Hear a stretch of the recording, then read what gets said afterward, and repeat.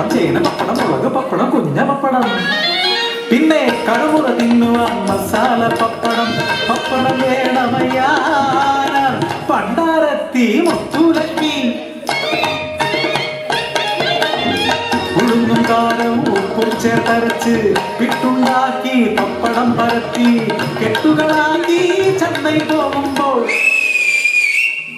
അരക്കെട്ട് പപ്പടത്തിന് എന്താ വില?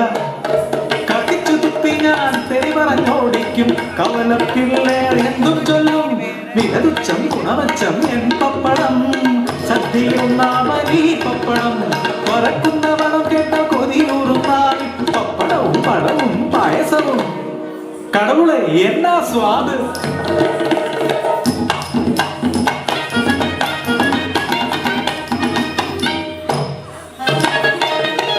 കാലം മാറി കഥ മാറി, പപ്പടമെല്ലാം പഴഞ്ചനായി. നാടൻ സദ്യകൾ കണി കാണാനില്ല, കച്ചവടം തീരെ കുറവായി. 5-8 വയസ്സുള്ള കുട്ടികൾ 2 പേർ പുറമ്പൊക്കിലാണ് എന്റെ താമസം. ചിന്ന വീടുണ്ടാക്കി കെട്ടിയവൻ പോൽ ജീവിതം ദുസ്സഹമായി.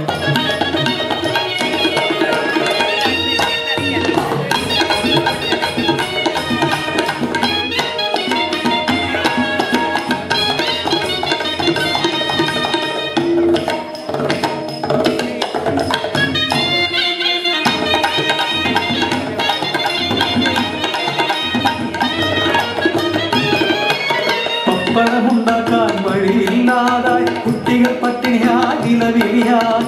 വീട്ടുവേലയ്ക്ക് കുഞ്ഞുങ്ങളെ അയക്കാൻ എല്ലാം പറഞ്ഞപ്പോൾ വിഷമിച്ചതില്ല ഞാൻ.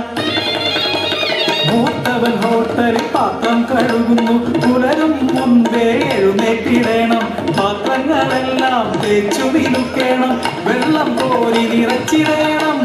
ഒട്ടുന്നു വൈകിയാൽ പൊതിരെ തല്ലും. തിളയ്ക്കുന്ന വെള്ളം മുഖത്തൊഴിക്കും.